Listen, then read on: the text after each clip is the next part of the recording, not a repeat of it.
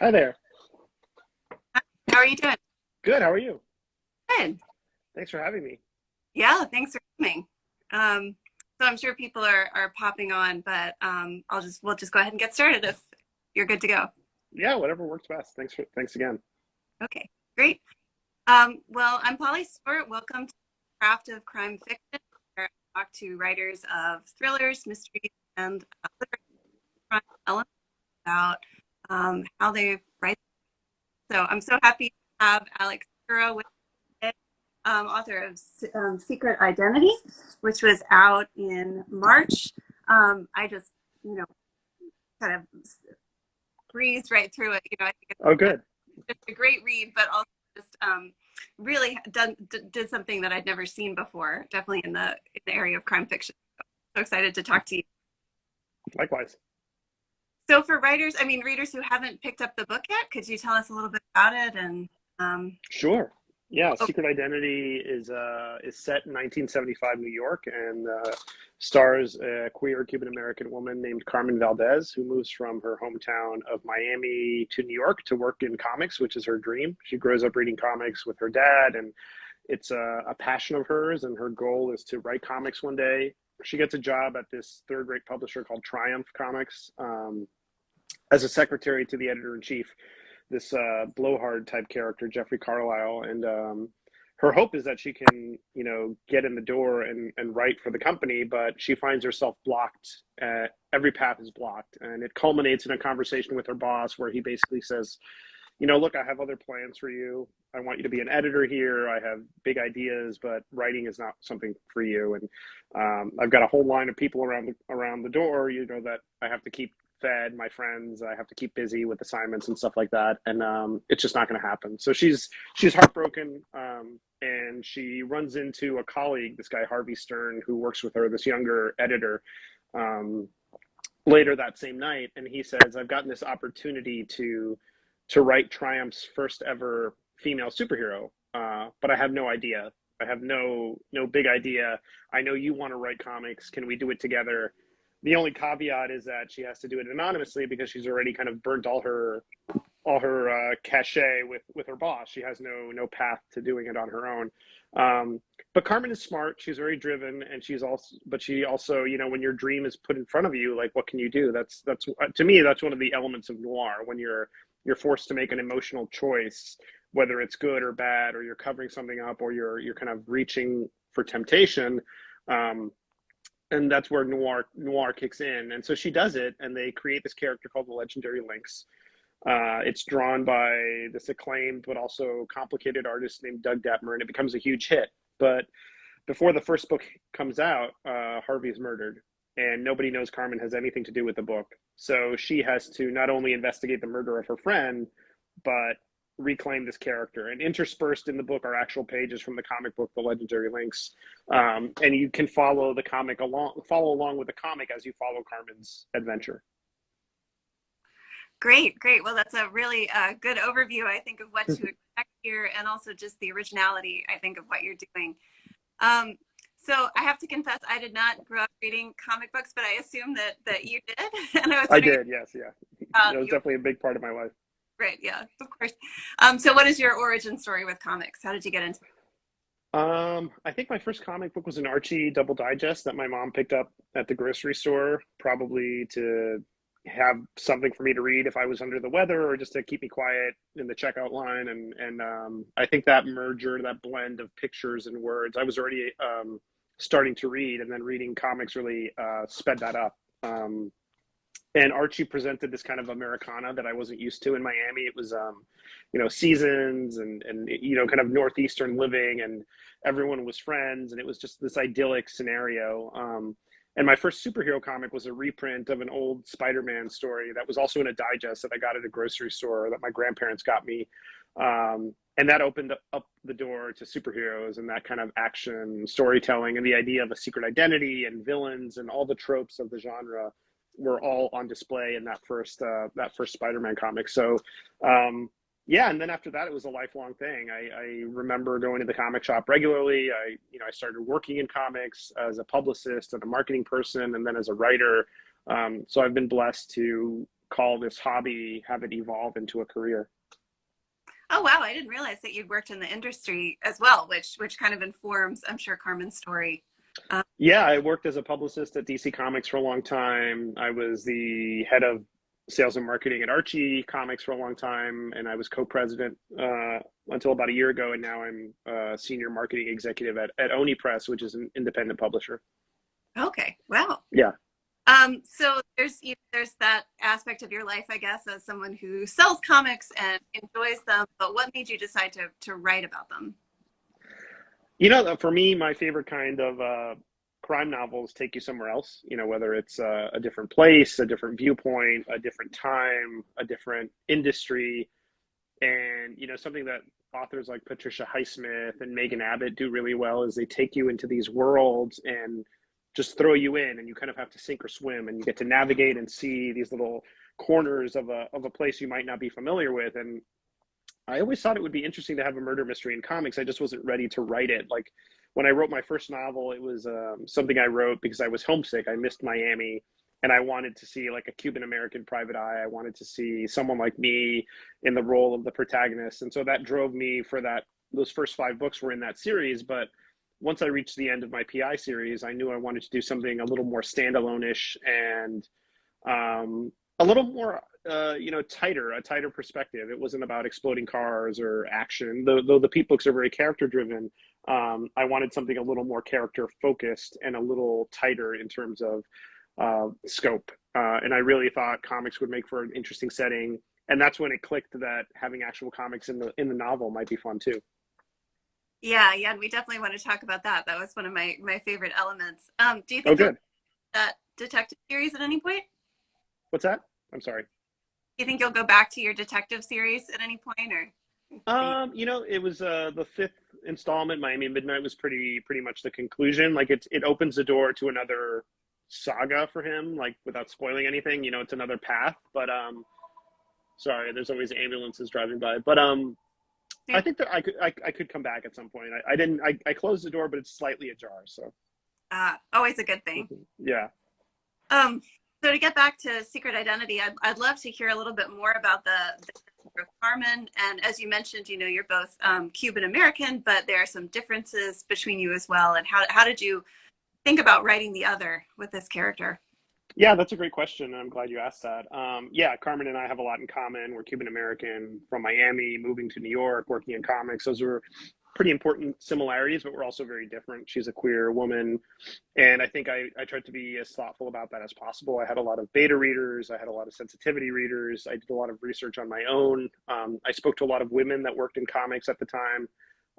Oh, thanks.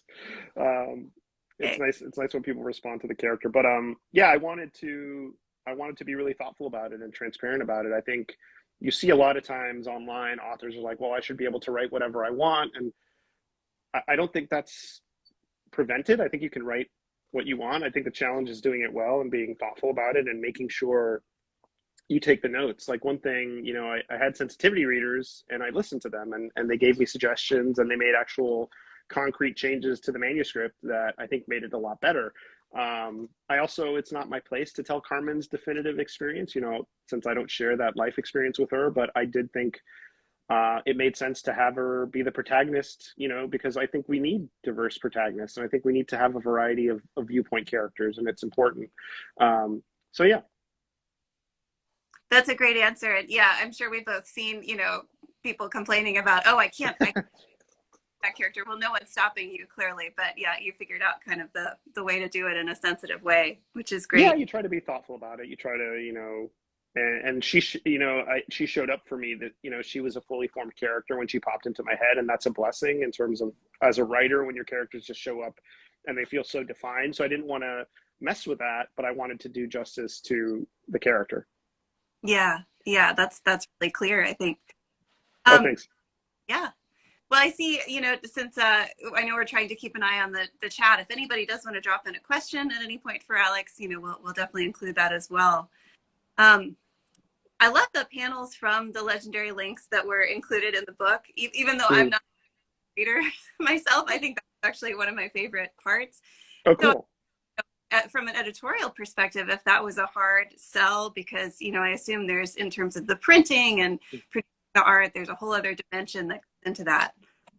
Yeah, I mean, my editor, Zach Wagman at Flatiron, who is fantastic and was such a big part of this book, is a comic fan. So I think that really helped. Like, he understands the medium and loves comics, not in the weeds way that I do, but as just a reader and as a student of the industry.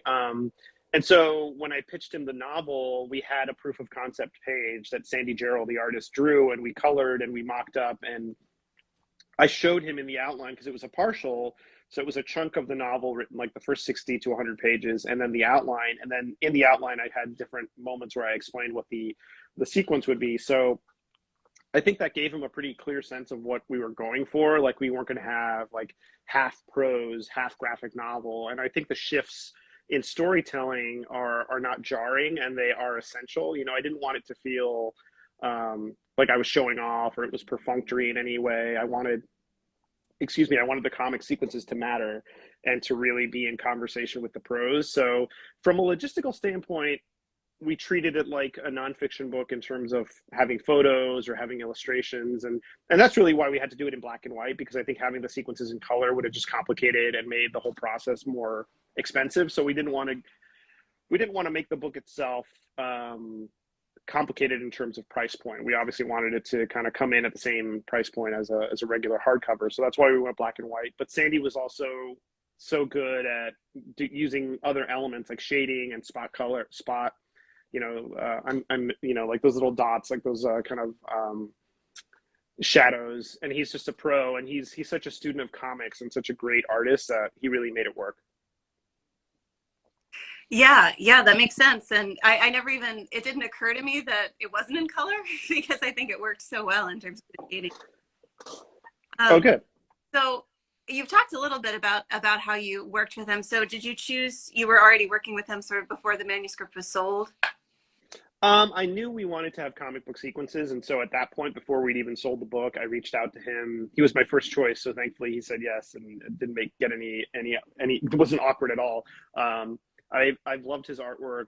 I've dealt with him professionally at Archie. He's done covers and some art for us there, and he's done some stuff at Oni Press where I work now. But the thing about Sandy is he's not only a great artist, but he understands the history of the medium, so he can evoke different eras without seeming like he's copying them. The big thing I wanted was an artist that could draw as if it was published in the 70s without making it seem like a Frank Miller imitation or something where he was like riffing too much on a certain style. So we went back and forth. I gave him the rough idea of who the Lynx was, like the backstory, the character, the visuals, and then he just knocked it out of the park almost immediately. He drew one character design where she's in her like almost like disco pants and like the leopard skin costume with the claws and the little domino mask, and I was just like, you nailed it. And then in terms of working on the actual comic book, sometimes you work full script where you give the artist like a screenplay and you break it down by panel. But we worked in a way that's called the Marvel method. Basically, we talk it over. I give him a rough outline of what I want it to be, and then I let him, as the artist, kind of direct the page. And then I come back and do the words, the dialogue, and the captions, and the sound effects. And that worked out really well because he's so talented. I didn't want to overshadow his eye for the camera. Like, he's the artist, and I wanted him to really shine there. Yeah, you can see that. A friend pointed out to me that he did both the without giving away spoilers, both the sort of bad version of the comic. Yeah. Because they look so different. So yeah, that was really fun, and I think it was challenging for him because obviously as an artist you always want to draw well. And I said there's this one sequence where we kind of see that the gear shift where another writer and another artist take over the series and really make it this kind of almost sexploitation, like tacky take on the Lynx. She has a sidekick. They're driving in a car. It feels very like derivative as opposed to the other sequences, which hopefully feel like they're, trailblazing for that era. Like they feel like they're progressive comics of the time. And he did have a hard time drawing that because artists don't intentionally make themselves draw badly. So he suffered through it for one page and then went back to being amazing for the rest. Good. That's a fair truth. So I noticed after the book came out, I think on Instagram you posted a secret identity comic that one of your children had drawn. And Yeah, like, I think you have a couple of kids if you share comics with them and how they're responding to the book. it's so funny. Yeah, I'm glad you asked me that because my oldest loves comics. We read comics before bed. He's really into superheroes and Spider-Man in particular and Batman. And today he handed me these drawings he did. I have them here. Um, I wasn't prepared. Like these little drawings that he did. You see, like Mr. Void was the villain of the Lynx. The Lynx is villain in the book, and then he drew like the sequence, and he drew it pretty quickly. Like sometimes the stuff is more detailed, but he had snuck into my office and grabbed the book and started looking at the pages and started copying them, which was really, I thought that was so endearing that he knows that the book is special to me and he wanted to be a part of that. So yeah, I mean, he loves comics. My daughter, who's just turned 3, is into them as well. And so I think it's such a great medium, especially to get kids to read and get people engaged in storytelling. I think it's so cool to see, as a kid, you always want to draw. And so to have drawings and words paired together, it's such an amazing way to tell a story. Yeah, yeah, it's just intuitively kind of fascinating for them, I think. And I said in my post about your book, I leave books lying around the house all the time, but this is the one that my kids kept picking up and saying, "What Oh, is?" good. I hope they enjoyed it. Yeah, yeah, that's great. So I assume that well, obviously due to your profession as well as this interest, you're interested in crime writers and comic book writers. So who are your favorites in each of those genres? Oh, that's a great question. In terms of crime writers, it's kind of different eras. Like I love the classics, like Raymond Chandler, Ross McDonald, Patricia Highsmith, Jim Thompson. I love the writers that got me into it. There's writers we love that are like in the pantheon, and then there are the writers that you read and you're like, I want to try to do this. So for me, it's like Laura Lippman, George Pelecanos, Walter Mosley, Dennis Lehane, like writers that really transport you to a different setting, who are great with character, who have really flawed protagonists. In terms of more modern writers, I really love Sarah Gran, Megan Abbott, Kelly Garrett, who's a good friend of mine, Amina Akhtar, Elizabeth Little. I love Sarah Wyman's nonfiction. I think she's a great fiction writer too. I'd love to read a novel from her. Yeah, Jennifer Hillier, I just read her new one and it's fantastic. Sean Cosby, Rob Hart, like so many great contemporaries that, you just read their stuff and you're like, I have to up my game. I have to keep it up. Hi, Philip. it's a great era for crime Yeah, it fiction. is a really vibrant time for crime fiction. Absolutely. So you were talking about kind of the Oh, north. and I didn't mention the comic book writers. Brad Meltzer, Scott Snyder, Greg Rucka is a huge influence. Kelly Sue DeConnick is fantastic. And a lot of classic writers. Obviously, Stan Lee is always an influence. Jerry Conway, J.M. DeMatteis is great. Gail Simone. I'm probably blanking on so many. I love Tinny Howard stuff. Ram V. Yeah, I could go on. I'm not great off the top of my head, but it's a really great time for comics too. Yeah, yeah. Well, yeah, made me want to take more of an interest. Oh, That's good. great. Um, so you were talking about noir a little while ago, and one of my favorite things in this book were the descriptions just of Carmen walking around New York, because she's coming to Miami as you did, which is such a different atmosphere, and you Mhm. did a great job, I thought, of capturing the energy of the city. So is this was that your experience moving to New York, or is this based on the research you did about the 70s? It was a little bit of both. I think when you move to New York from somewhere else, somewhere like Miami, which is very much a sprawling city, it's very spread out, but it's also your home. It's what you're used to. It can be a very isolated and lonely place. And so I wanted to convey that sense of being surrounded and being excited to be here, but also feeling very alone and not really sure where, still trying to get your footing in this new place that also has a little bit of bite to it, a little bit of menace. Like it feels a little out of control. And obviously, the New York of 1975 is very different from today. So that's what I focused my research on, like trying to convey the feeling of 1975 New York and knowing that the reader is going to go in and immediately contrast it to the New York of today. Like this was a city like in budgetary crisis, but also with this, amazing music scene, not just punk music, but Latin music, the early days of hip hop and, all the avant garde and just this energy that I really wanted to try and evoke as much as I could. And that was a challenge, but I tried to do as much reading I could about New York at that time, and use my understanding of the city now as kind of the emotional undercurrent for what Carmen is going through. Yeah, yeah, I think that really is true. Oh, Um, good. and obviously, you did a lot of research in general, and I loved, one of my favorite things is acknowledgments pages with, Yeah, they're fun. you have a lot of those. What do you think people don't know about the history of the comics industry that they should know? Yeah, it sounds very like in the weeds, but a lot of what affects comics is distribution. Where do they go, how people consume them, how people buy them. Um, and I was just trying to read the question. And I think, in the 70s, you got your comics in the newsstands or at the corner store, or, through a system that is very different from what we get today. Today, you go to a comic shop, you can buy it digitally. It's a whole different ball game. And I think a lot of people just think of comics as this ever-present, unchanging thing, and it's really evolved so much as a medium. Like, it's such a presence in the book market, in bookstores. You can buy them digitally. You can buy them at comic shops. You can still find some in the newsstand. So I think they're much more prevalent, and they're much more accepted as a medium. Whereas before, in the 70s, particularly, it was kind of dismissed. It was like this transient thing that you did as a gig, or you put it in your pocket and you toss the comic. It wasn't thought of as a valuable commodity. And now, every comic is seen as an opportunity to be something else, like a TV show or a movie or a podcast, and that's amazing.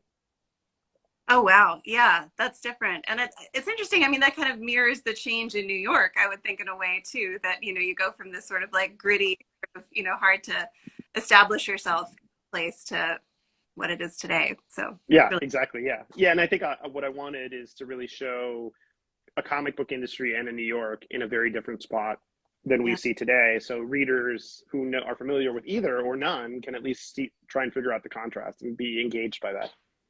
exactly, yeah. And speaking of the time period, so someone asked here, what made you decide to set it in the 70s? You've talked about that a bit, but relationship shift with her family, which is apparent, especially in a time when being gay was not accepted.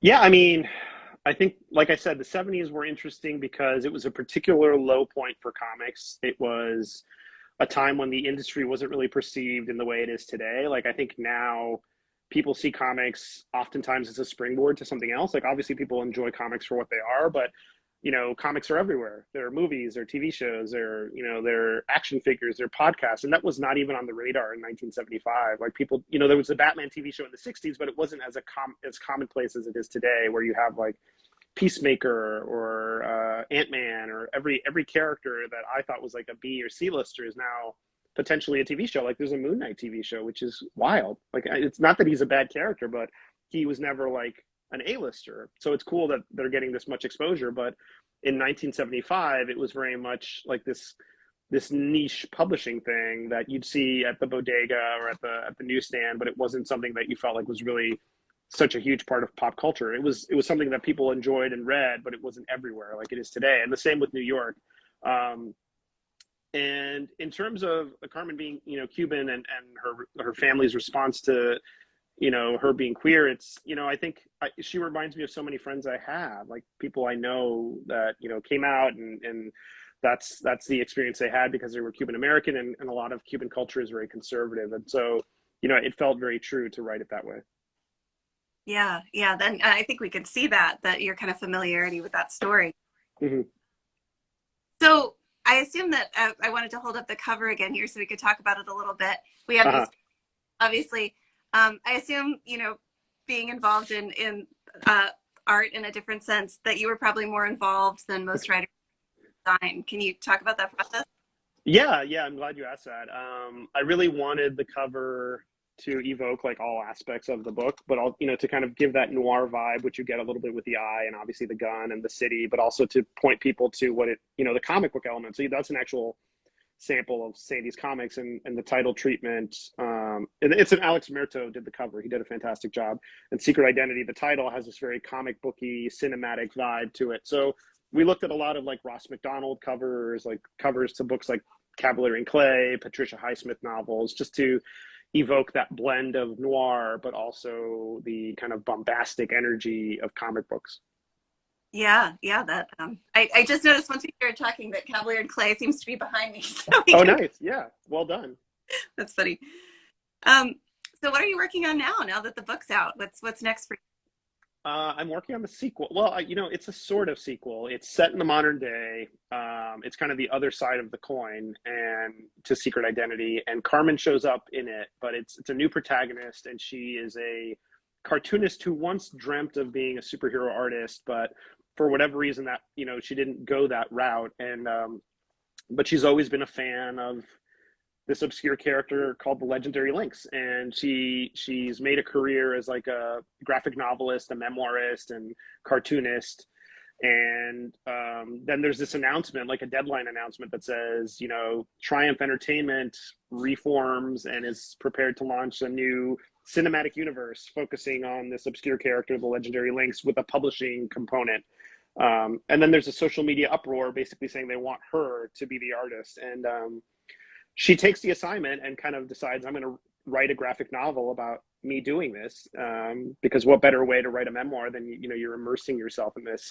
um, but as she's but as she starts, where my kids woke up, one of the kids woke up, but it's fine.